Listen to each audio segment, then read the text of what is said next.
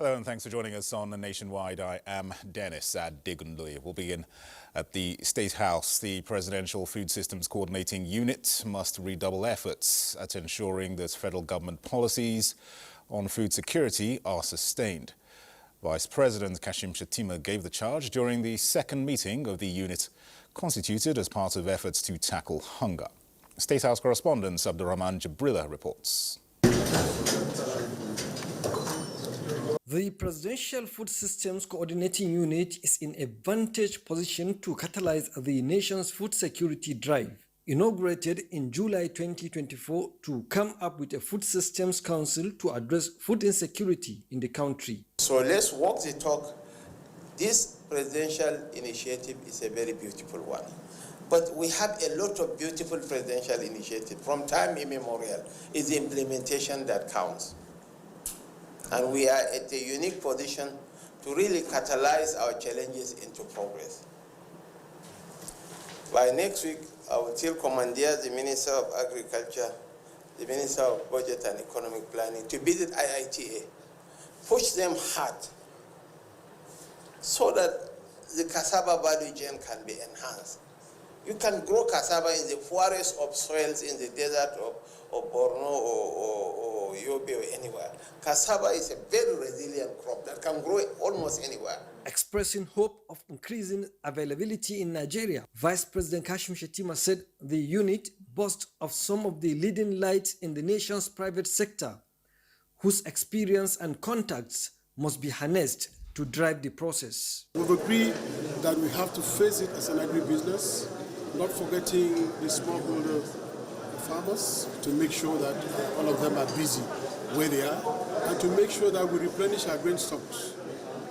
How government will also, federal government and state government will also buy foods during this bumper harvest, so that we can store it for onward delivery, to the communities. The rate of Nigeria where it is today, it makes domestic production highly competitive compared to imports. As the proposal, we have some plans, especially the GIP, the Green Imperative program that is going to be supported by Brazil, and it's a 995 million euro program. Voice is important on the table, and it's good that government understands the role that we can play in supporting to get that execution done.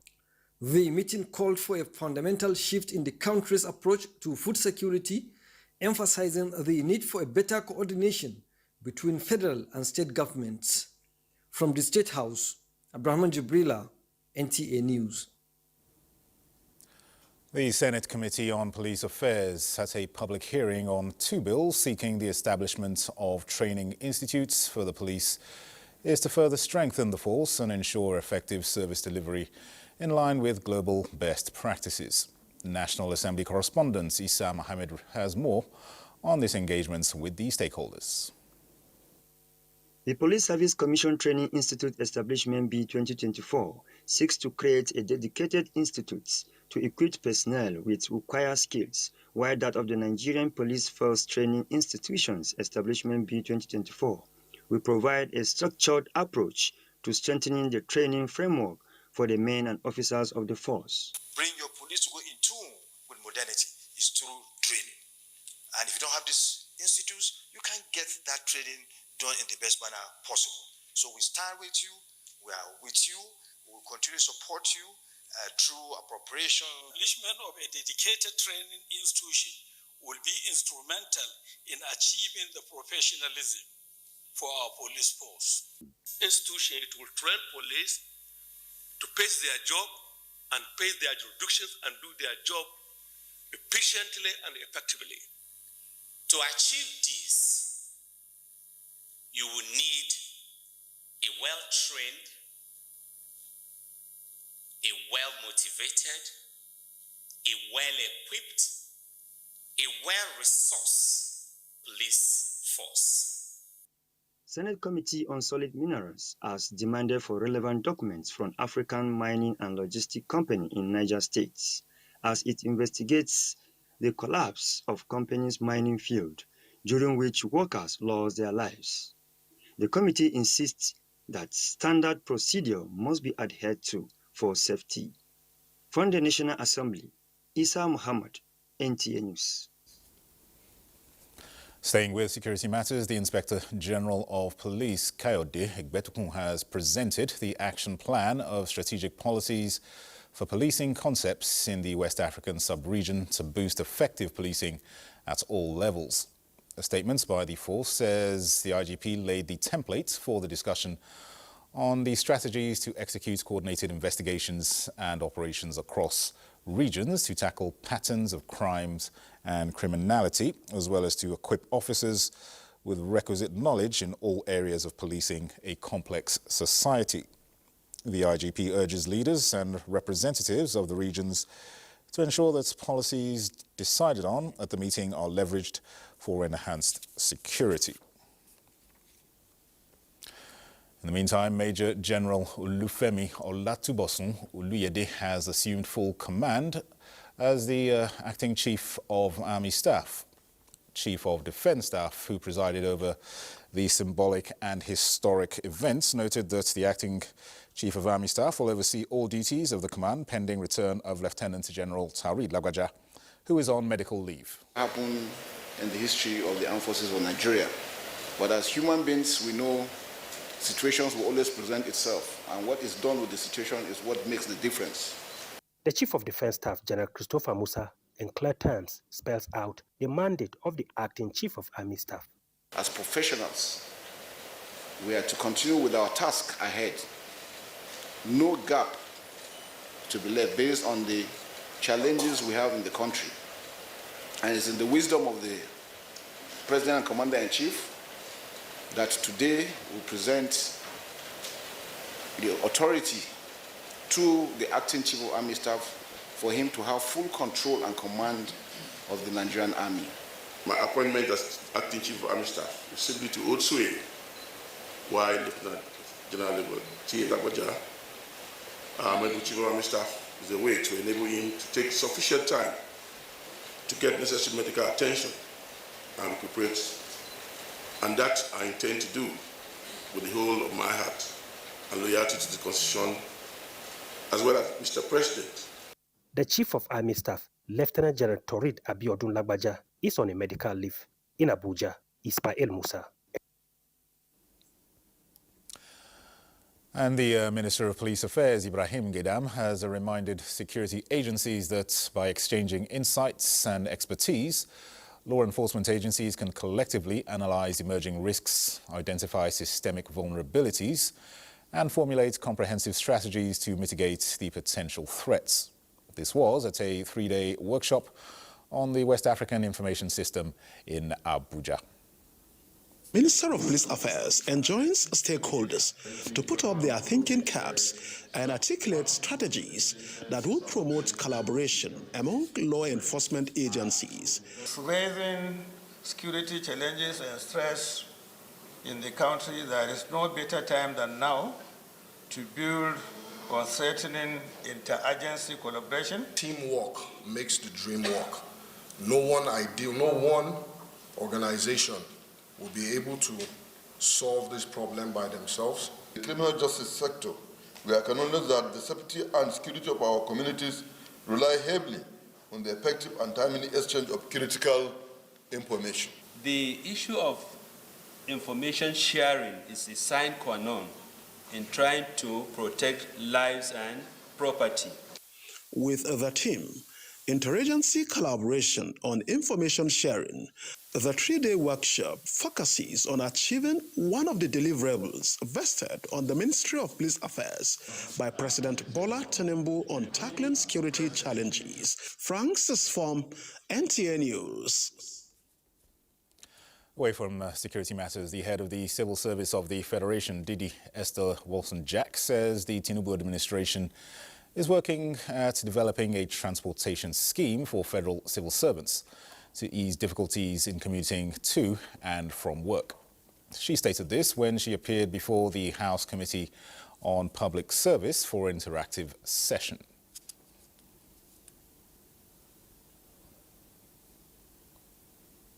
For that, we are working with relevant agencies to see how we can acquire some of the CNG buses that would be used to develop a scheme, a transportation scheme for federal civil servants. The Staff Housing Loans Board has been there for the civil servants. I know of civil servant that has benefited, but yet, you know, you have some source of funding which might not necessarily come into our budget. How much is being revolved, plus the money from the service-wide board, and what do you still need to augment the whole process? Chairman of the committee, Sani Bala, urged the head of service to pay attention to the welfare needs of workers, especially in the areas of housing and insurance. Now, the Minister of Information and National Orientation, Mohammed Idris, says governments and the media are not necessarily opponents, but partners in nation building. While playing host to the management of the Guardian newspapers, the minister reaffirmed that the task of nation building is hinged on a collective responsibility, and the media, as society's watchdog, is expected to be more vigilant in protecting the nation's democracy, peace and unity. In a statement by the Special Assistant on Media, Rabiu Ibrahim, the minister identified the Guardian newspapers as one of the leading media powerhouses whose history is synonymous with Nigeria's struggle for representative democracy and the fight against military rule, pointing out that, as such, it should continue to be a pro-democracy spearhead and not yield any ground to any destabilizing notions. The minister urged the media to grasp the noble intentions of President Bola Tinubu's administration, which are steeped on visionary reforms that will turn around Nigeria's socio-economic fortunes. Chief Executive Officer of The Guardian said their organization is still a torchbearer in the consolidation process of the nation's democracy and will continue to promote the ideals of unity, peace, and national security. Out in Epad, Nigeria has pledged continued support to the renewed hope agenda of the current administration by improving staff performance and efficient service delivery. The acting chief executive officer of Auden Epad, Baba Seidu, expressed the commitment at a training session organized for senior staff of the agency. Kenneth Nanim reports. Auden Epad has identified its objectives to be in line with the 8 priority areas of the current administration. Auden Epad is therefore training its staff to be well acquainted with the public service rules, as well as retirement perspective and planning. Without knowledge, whether you have money, you have fund, you have good environment, you have tools, without experience and knowledge, there is no way you can utilize it well. That is why we gather them together and call them for this training. The resource person, Adekunle Oni, appeals to government and other employers of labor to pay adequate attention to workers' welfare to minimize corrupt practices in public service and promote life after retirement. Allowances should be improved, especially the salary, to make civil servants to pay more attention to their duties. Has taught me a lot of things as regards to civil service rules. It will guide us and retool us to be able to do more and give our best into the service of the agency. Auden Epad says it will continue to collaborate with key stakeholders to ensure that more Nigerians benefit from the Auden Epad initiatives. Kenneth Nanim, NTA News. Let's now head over to the Sector Centre of Excellence, where Jennifer will guide us through the next set of reports. Hello, Jennifer.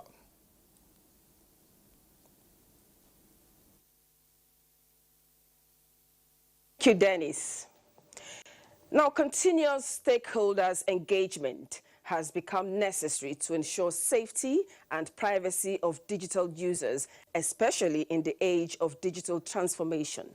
This was reiterated by various speakers at the 2024 Digital Jurists Awards, organized by Philips Consulting.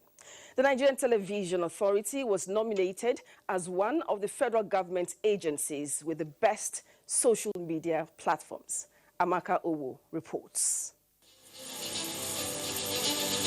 In this era of dynamics in the digital ecosystem, Building sustainable platforms is crucial in driving the future.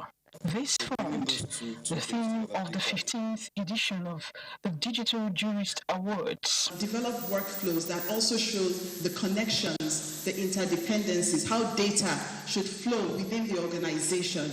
Digital transformation is a new way of thinking, improving consumer behavior.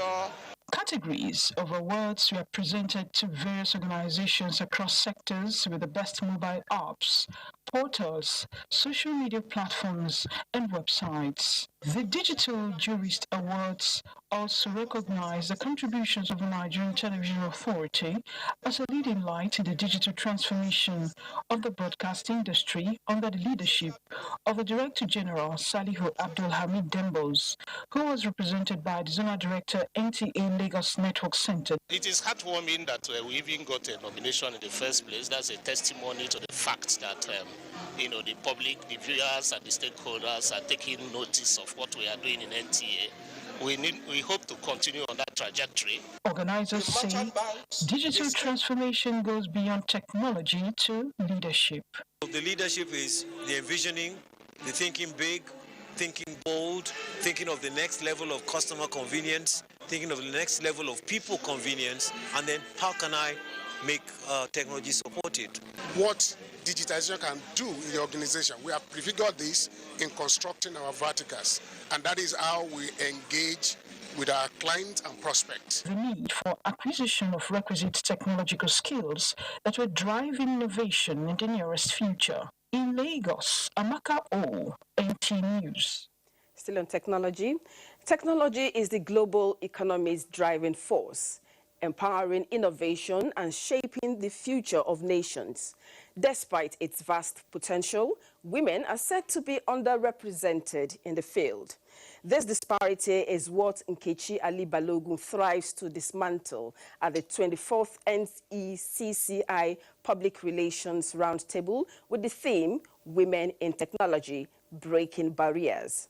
Adeola Komiakere has more on this.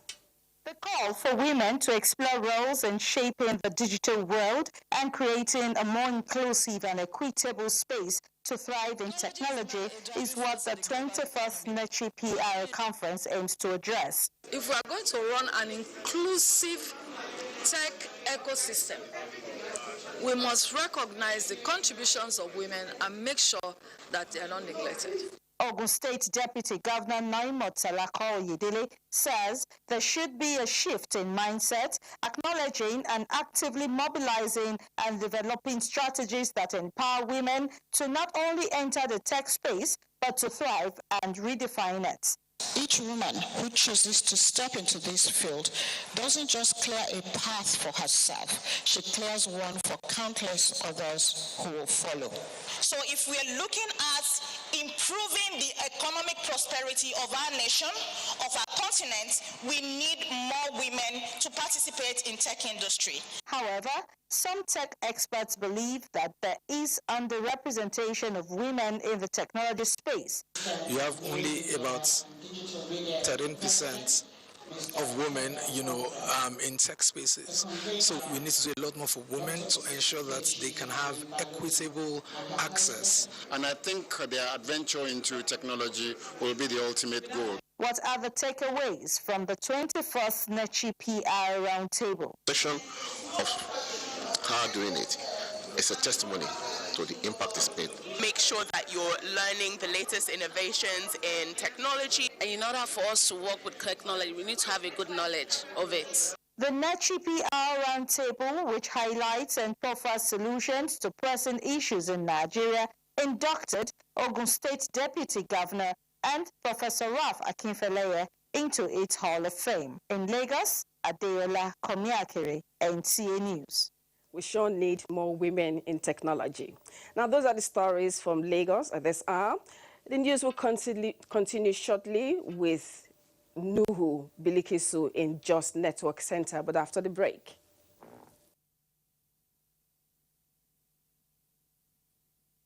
To enhance technical services in border management and security architecture of Nigeria, the Nigeria Immigration Service has been tasked to be proactive and collaborate with sister agencies for seamless operations at various borders across the country.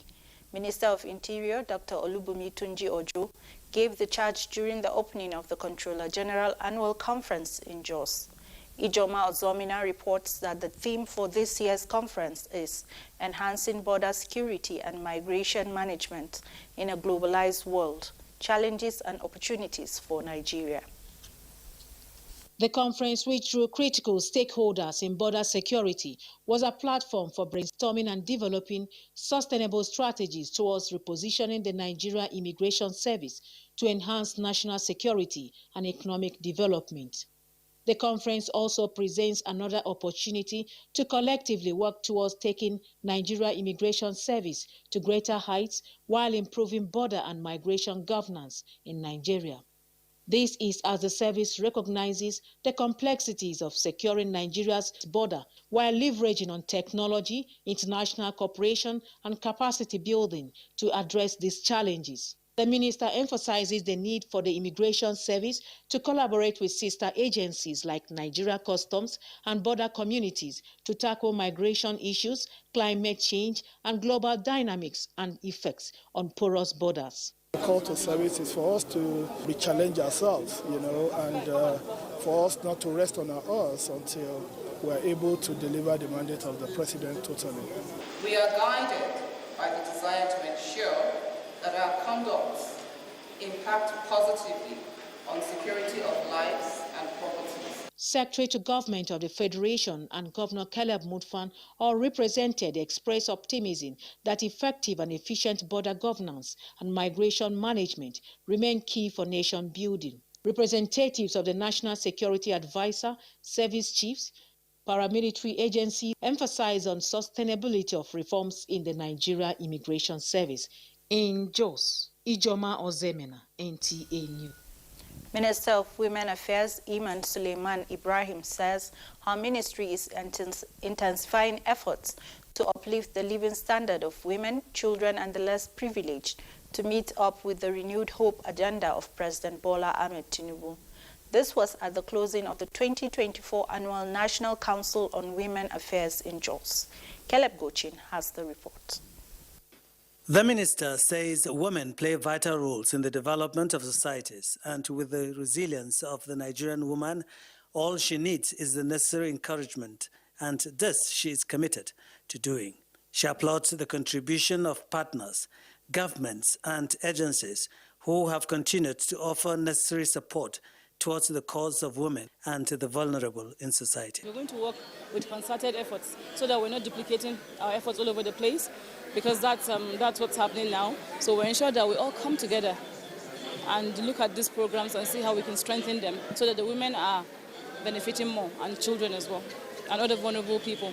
Women leaders cutting across strata of life gave account of happenings in their various states and organizations with the commitment that everything will be done to ensure that women's fortunes are changed for good. Our collective goal is to foster a society where everyone has equal access to opportunities. His Excellency has asked me to encourage you and to strengthen you and to pray for you that God will help you to be able to achieve this mandate so that you will change the narrative for the Nigerian child and the Nigerian woman. The meeting drew women commissioners, women leaders, appointees, and major stakeholders within and outside Nigeria. In Jos, Caleb Gochin, NTA News.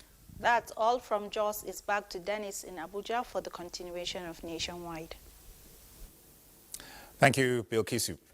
Now, civil society organizations of Nigeria have passed a vote of confidence on data being released periodically by the Nigeria Extractive Industries Transparency Initiative, NTA, in oil, gas and solid mineral sectors of the economy. This was at a review meeting in Abuja. In the past 20 years, NTA has published 13 cycles of reports in the oil and gas sector and 11 cycles in the solid mineral sector. Data from these reports is being used for planning purposes and has helped in revenue generation for the government. This is the reason for this gathering as stakeholders deliberate on exposure to 2023 Extractive Industries Transparency Initiative standards and emerging issues. This is with the view to ensuring the information is beneficial to all Nigerians and for economic growth. Lead to tangible policy changes and reforms that impact the society. This forum is designed to encourage innovative thinking and actionable steps. Each and every one of us need to take interest in what happens to the resources around us. Now, with the delivery of 45 compressed natural gas buses to the Nigeria Labour Congress by the federal government, transport fares are expected to reduce for civil servants. According to the NLC president, the buses will be distributed across zones and selected states to mitigate transportation costs. Transport correspondent Ladibala has more. Federal government's initiative on compressed natural gas resonate with the growing clamor for an alternative to petrol, boosting Nigeria's economic growth.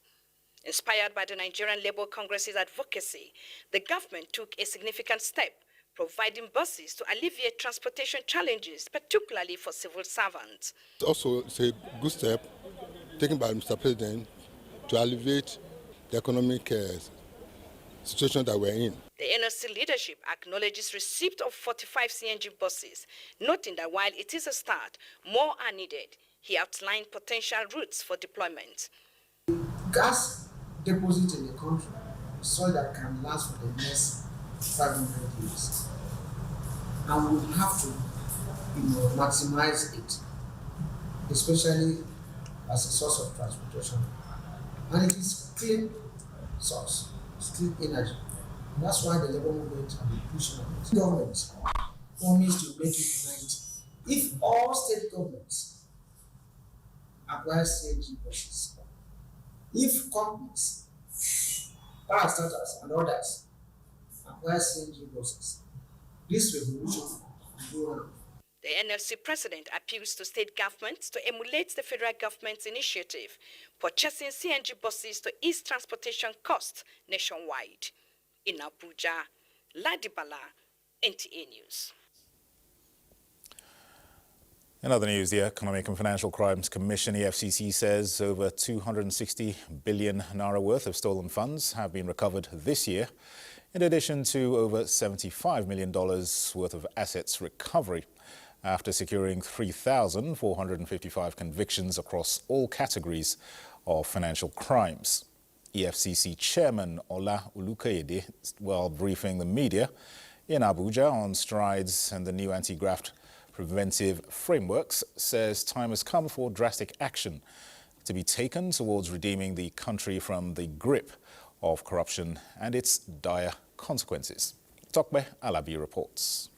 This media briefing is on EFCC's key achievements in the last 1 year, spanning between October 2023 and October 2024. And the chairman, Ola Olukoyede, represented by the Director of Public Affairs, Wilson Uwujaren, says the commission is currently prosecuting 4 former governors and 3 former ministers for various corruption charges. Other notable strides of the anti-graft agency is monetary asset recoveries in naira to the tune of more than 280 billion naira and recovery of assets in foreign currencies worth $105.4 million, among others. From the Special Task Force Against Naira Abuse and Dollarization of the Economy, prioritization of fraud prevention to a new Department of Fraud Risk Assessment and Control, Cybercrime Center and Rapid Response Center, commissioning of EFCC Radio, establishment of e-learning management studio at EFCC Academy. Journalists want the commission to continue to work in line with its enforcement and prevention mandates. You cannot succeed in this criminal enterprise without having network across the world.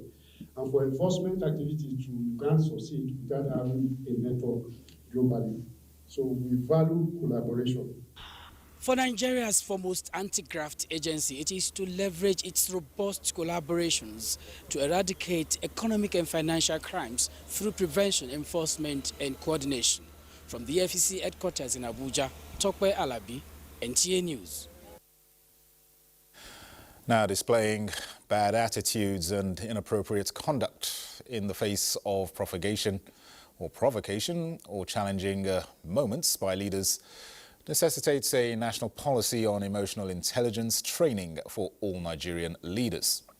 This suggestion was made by a leadership consultant and trainer, Colonel Joseph Ajanaku, retired, during a two-day training on improving performance in the workplace through ethical leadership and emotional intelligence for top management staff of the Nigerian Television Authority. Joseph Otsen reports. It is an already planned training by management of the Nigerian Television Authority, but the recent assault on an online taxi driver by a member of the House of Representatives validate its importance even more.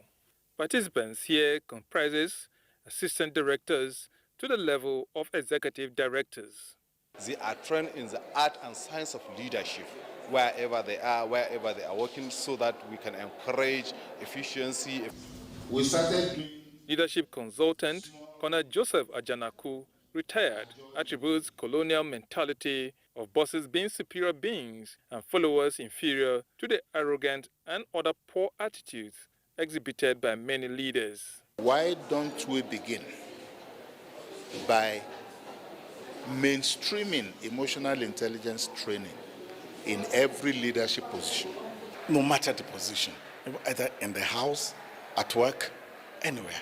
So if you have it, then you can think straight. If you're a leader and you are not connected to the people you're leading, you are not a true leader. A kind of watchword is to carry everybody along. Director General, Nigerian Television Authority, Salihu Abdul Hamid Dembos, is appreciative, describing the exercise as much needed. I want to say a very big thank you and congratulate you and appreciate for all the contributions. The understanding here is that application of emotional intelligence breeds healthier working environment. In Abuja, Joseph Otsen, NTA News. Adoption of a digital registration system in the management of transportation is key to enhancing effective strategy or service delivery that will create sustainable ground for data relativity and guarantee security among states. This was the consensus at the annual National Conference of Directors and Chief Road Traffic Officers of the Federation, aimed at ensuring standardization and harmonization of vehicle testing and licensing in Nigeria. Hussein Musa reports. Inspection of vehicle roadworthiness and licensing, as well as traffic management, are critical to the overall safety and environmental compliance of vehicles on Nigerian roads. Addressing challenges in the current system of operations, which have often led to inconsistencies, informed the decision for this annual National Conference of Directors and Chief Road Traffic Officers of the Federation, alongside other people of vested interest in the transportation sector. Niger State Governor and the National Chairman of Road Traffic Officers of the Federation were represented at the conference. If we must pursue standardization and harmonization of our activities, each stage should first and foremost ensure proper coordination, harmonization, data interoperability of its motor vehicle administration, and possibly as a one-stop shop.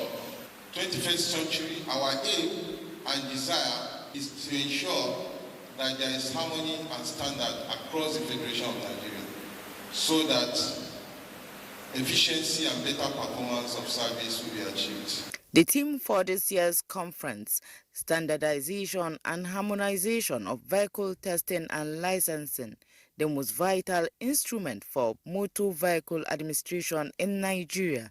Stakeholders emphasizes the urgent need for alignment to uniform guidelines and standards across states to ensure that every Nigerian has access to safe, reliable and efficient transportation. Emena Hussaina Musa, NTA News. Let's head to River State now, where the state chapter of the governing All Progressives Congress has challenged the River State government for appropriating the people's budgets without a corresponding appropriation law and threats to halt government's critical national infrastructure. The state chairman, Tony Okocha, commended the judgment delivered by the Federal High Court, urging Governor Similaye Fubara to return to the House of Assembly and represent the appropriation bill to a two-thirds majority of the House. As a party, the All Progressives Party in Rivers State will stand with the judgments of the courts on these issues and use this opportunity to speak against the attempt to disparage innocent persons, namely Eze Iwanye. In all the cases, there are about 32 cases in court on this matter. He is not a party. The chairman expressed disappointment over the non-investigation into the burning down of the River State Assembly complex, where a panel was set up to unravel the crisis and destruction that followed the last local government council elections, which did not provide a level playing ground to all parties. You need to publish or put out notice for election. And the parties who will contest that election will be properly notified. The day they took the decision for an election of inter-councils where APC will participate, we were not invited to the meeting.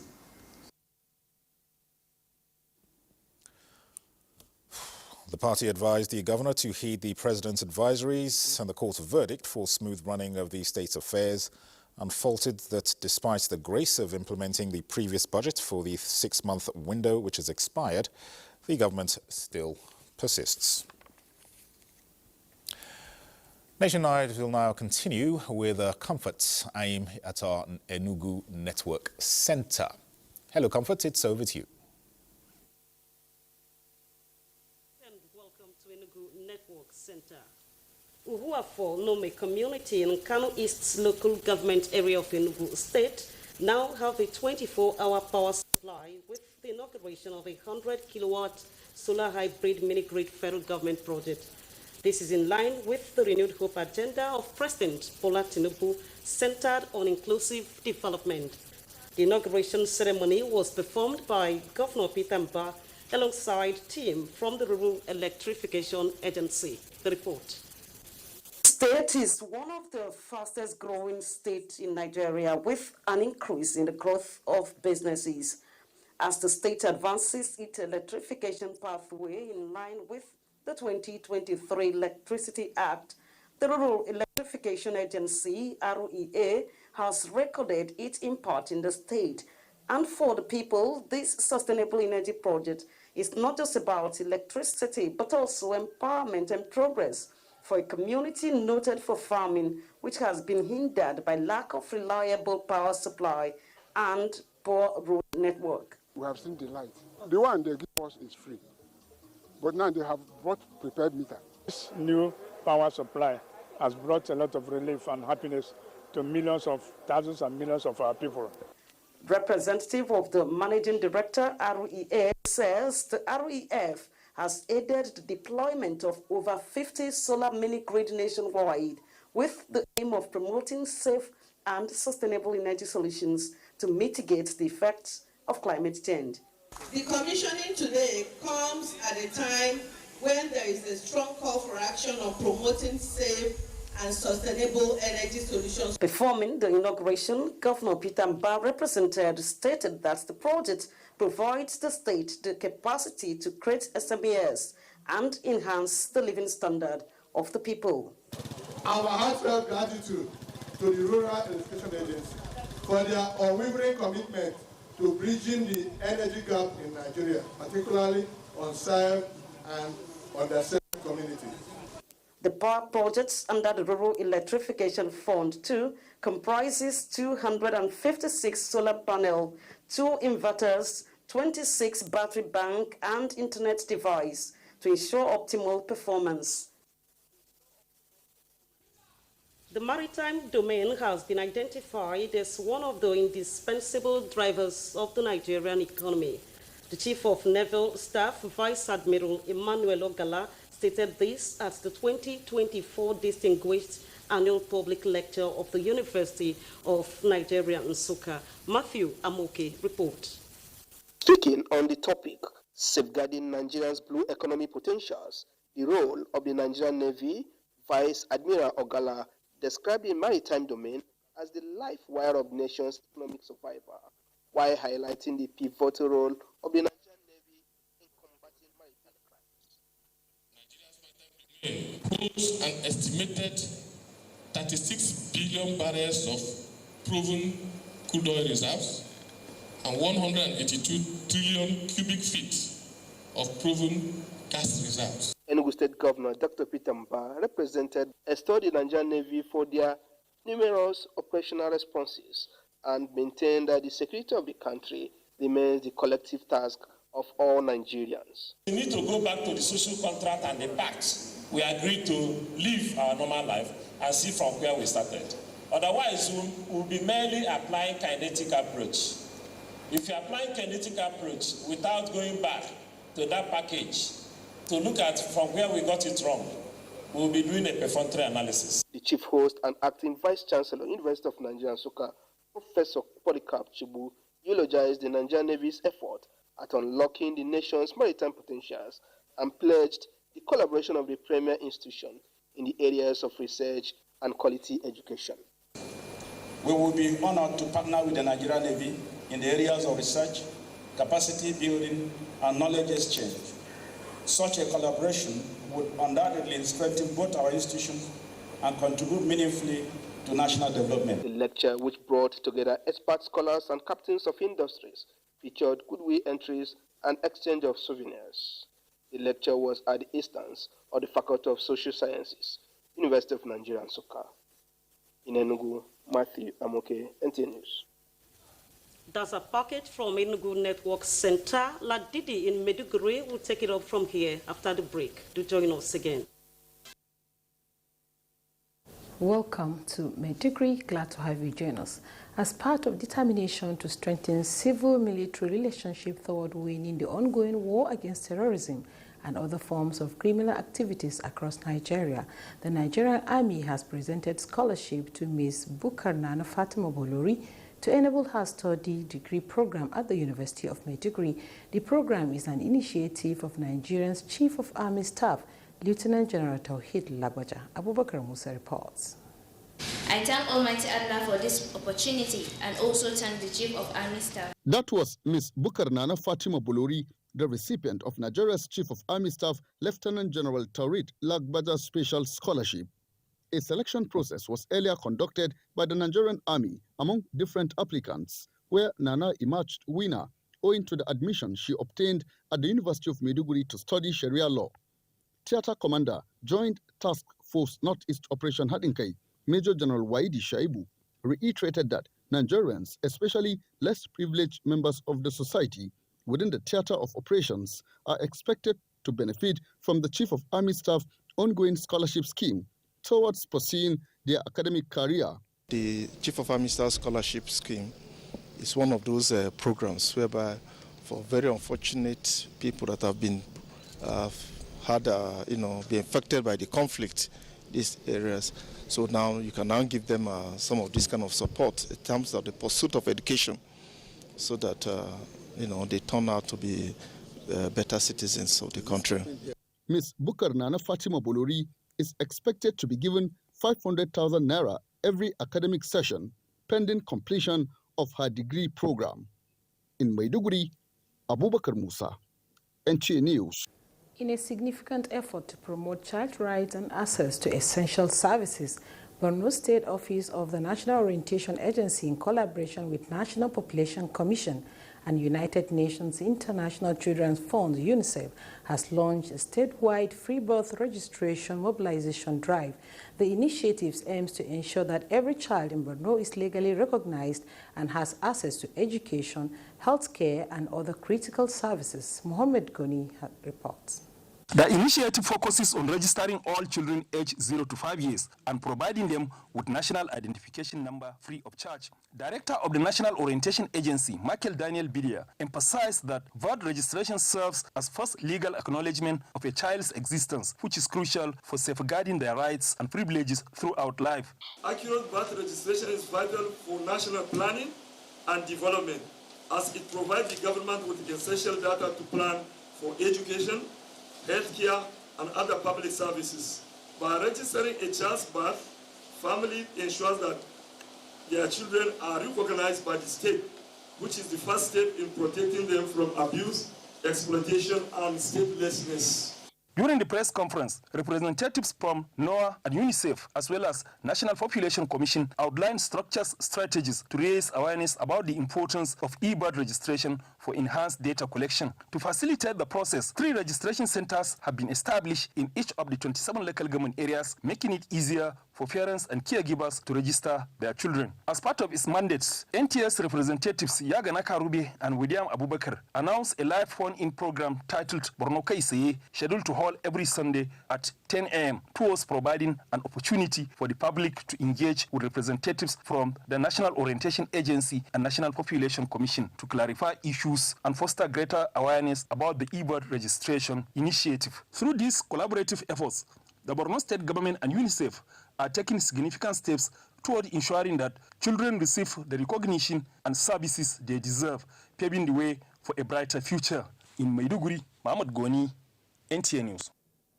Those are the trending stories from the Home of Peace. Nationwide continues with Dennis in Abuja. Dennis, it's back to you. Thank you, Ladidi. Now, the Joint Health Sector Unions and the Assembly of Healthcare Professional Associations have suspended the 7-day warning strike embarked upon on the 26th of October. The unions, in a joint statement, said that the decision followed an expanded NEC meeting that reviewed a report from the conciliation meeting held between the leadership of the unions and representatives of the federal government on Tuesday, 29th October at the Federal Ministry of Labour and Employment. The statement says the suspension of the strike, effective midnight 31st of October, is in the spirit of the Memorandum of Understanding signed at the interface with the federal government and in the public interest. Meanwhile, a timeline of 6 weeks has been given to the federal government to meet all obligations contained in the MOU. And with that, we're done with the Nationwide at this time. Many thanks for watching. I am Dennis Adigunloye.